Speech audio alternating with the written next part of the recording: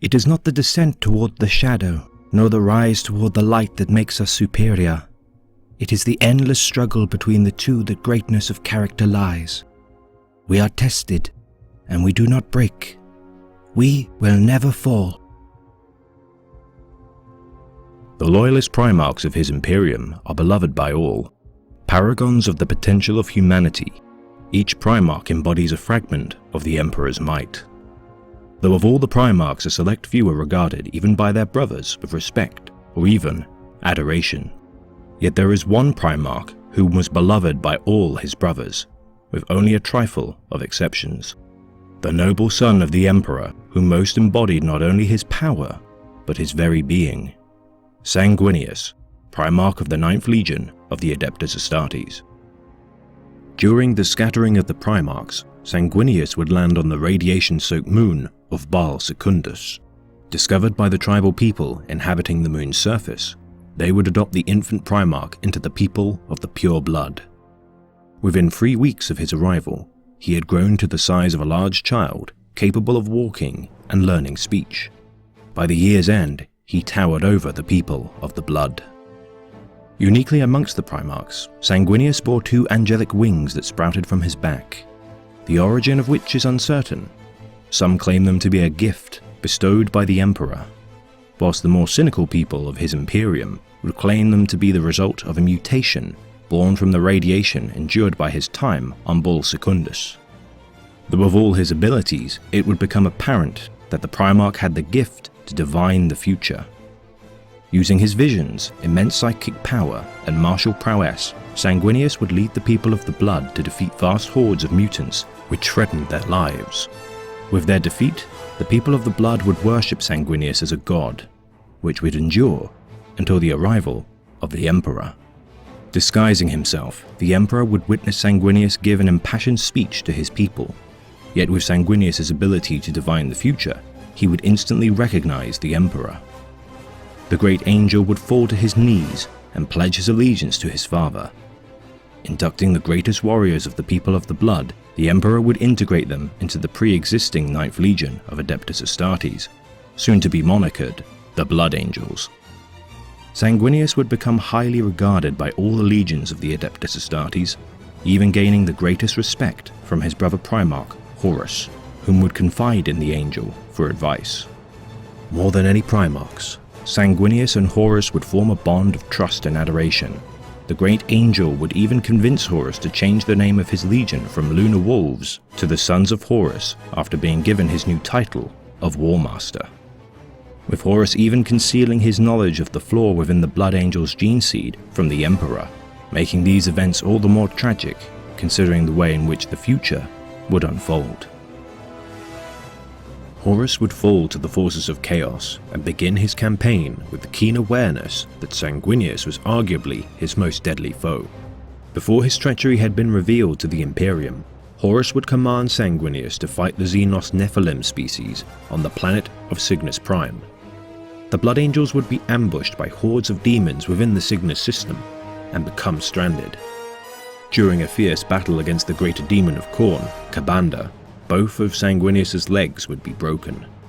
The great angel would be comatose due to a psychic backlash caused by the activation of the Rage Fire, a device constructed by Fabius Bile of the Emperor's Children and employed by Erebus of the Word Bearers. The device would cause the gene seed curse of the Blood Angels, the Black Rage, to erupt. With their Primarch unconscious, the Blood Angels would tear each other limb from limb. With the intervention of the 9th Legion's librarians, Sanguinius would be restored. Battling the greater demon in a second duel, Sanguinius would slay Ka'Bandha and banish it into the warp. With the demon's leader banished, Sanguinius led his forces into the Chaos Fortress on Cygnus, known as the Cathedral of the Mark. Therein, Kyrus the Perverse, Keeper of Secrets and Demon of Slaanesh, would offer to cure the Blood Angels of their curse, should Sanguinius sacrifice himself unto the Rage Fire. Sanguinius decided to accept the bargain, but before his pact would become binding, Blood Angel Apothecary Meros would sacrifice himself before his Primarch could act, transforming him into the Red Angel. Enraged, Sanguinius would slay Kyrus and swear vengeance upon Horus for the loss of his noble son. Reeling from the catastrophic events of Cygnus, Sanguinius would set course for Terra. His journey, altered by a ruin storm orchestrated by Erebus, would make communication and travel throughout the Imperium near impossible. His legion would arrive on the Ultramarines' homeworld of Macragge and meet with Primarch Roboute Guilliman. Fearing Holy Terra to be lost, reluctantly Sanguinius would accept the title of the new Emperor Regent of the newly founded Imperium Secundus, with the support of Lionel Johnson and Guilliman. Plagued by prophetic visions of his death at the hands of Horus, the Great Angel would be confronted by the stowaway Primarch Konrad Curze. Confirming his own visions of the Angel's death, Curze would inquire as to why Sanguinius still remained loyal to the Emperor, with the knowledge that it would lead to his demise. Sanguinius urged his brother that it was not too late for him to return to the Emperor's grace. Curze would state that chaos was all there would be, not just for himself, but every man, woman and child in the coming future. Setting off an explosive to mask his escape, he would eventually be recaptured by the Lion. Sanguinius would preside over Curze's trial and would eventually determine to end his life. The Lion would demand to instead become his jailer. Curze believed his death would come at the hands of an assassin sent by the Emperor, which the Lion deduced meant that their father still lived. The Primarchs would pool their resources and attempt to breach the ruin storm. Sanguinius would suffer the beginning stages of the Black Rage, fueled by the visions of his own death. A preternatural vision would lead Sanguinius to travel to the planet of Davin, the world in which Horus began his path of corruption to the forces of chaos. The Primarchs would find evidence of a mass drop pod assault on the planet's surface. Sanguinius, Guilliman, the Lion and their prisoner Konrad Curze would discover a ruin, the Temple of the Serpent's Lodge. Inside, they would find the altar wherein the fell ritual had been conducted by Erebus on the War Master. Their presence would trigger warp storms to bellow forth and create a portal, dragging Sanguinius away from the temple.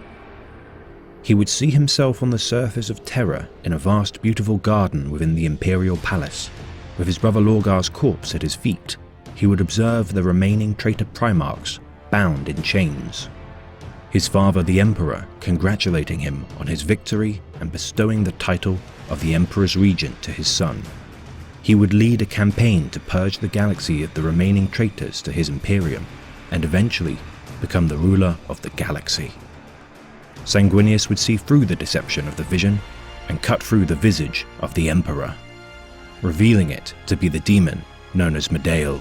Sanguinius and Medael would duel, Medael unleashing lesser demon hordes through the portal, preventing the Lion and Guilliman from breaking through to aid their brother.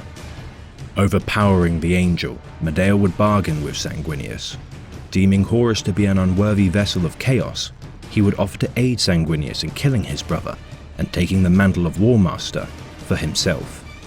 Added to the bargain, Medael would cure the Blood Angels of their curse. Refusing, the Great Angel would impale the greater demon with his weapons, the Blade in Carmine and Spear of Telesto. With the demon's banishment, the temple collapsed, and Davin would crumble.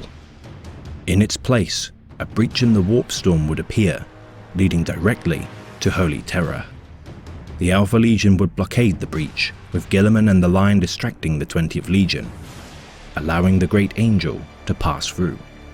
Taking Curze as his prisoner, Sanguinius ventured through the breach. Once through, Sanguinius revealed that he would release Konrad Curze, sealing him within a stasis coffin and jettisoning the Primarch into space. Knowing it might be millennia until his brother would be found, Sanguinius would tell him that fate would catch up with him eventually. Perhaps the Night Haunter's vision of the death at the hands of the assassin may well come true. Arriving on Terra, Sanguinius would meet with Rogel Dawn, Jagatai Khan, and Malcator the Sigillite. The assembled defenders of Holy Terra would strategize on how to combat the oncoming forces of chaos. The Great Angel's arrival would also be used as a symbol for the Imperium to rally behind. His deific visage boosting the morale of the soon-to-be-tested defenders of the throne. His visions would show him the events of the battles from the perspective of his traitorous brother Primarchs. As the months of war waged on, Sanguinius believed that the defences would soon falter, and that he must confront his destiny in battling Horus directly. Leading the final defence of the Imperial Palace, Sanguinius would battle the reborn Greater Demon of Ka'Bandha, banishing it once more. Injured from this battle, and weary from his vigil, Sanguinius would then board the vengeful spirit at the side of his father and Rogel Dorn. Separated from the Emperor, Sanguinius would face Horus Lupercal alone. Attempting to redeem his brother, the angel would remind Horus of their past friendship, but Horus would refuse to listen. The two would battle, with Sanguinius landing only a glancing strike on Horus, creating a dent within his mass of ceramite armor. This battle would enmesh itself within the Imperium's history as its darkest hour. The War Master would wound Sanguinius with the blades of the Talon of Horus, and end his life with a psychic barrage, ensuring the angel's death would be the most painful and malicious ending that his benefactors of chaos could administer. With the intervention of the Emperor, Horus and his rebellion would be destroyed. The great angel's body would be taken back to Holy Terror by Rogel Dorn, and with the heresy over, Sanguinius would be laid to rest within a resplendent golden sarcophagus, later interred on his homeworld of Baal. And so it was that they fought, the angel and the beast. Titanic must have been that struggle between those two gods amongst men. Long must they have rained blows upon one another until it seemed that the life of the universe itself hung in the balance. Yet, Sanguinius was bested. Even as the blade of death waited to strike him, Sanguinius would not turn from the path of light. Thus, it was that Sanguinius passed from this world. He who was everything a man should be was taken from us by the darkness. 1,000 times 1,000 years of lamenting will never atone for our loss. When the armor of your faith is buckled and torn, see in your mind that magnificent hero. Think upon his deeds and be humble, for his like will never walk the galaxy again. This has been a tale of the great Imperium of Man, read by the Remembrancer. Sons of Medusa, rejoice in the purity of steel, for in my next Vox transmission, we shall retell the deeds of Ferrus Manus.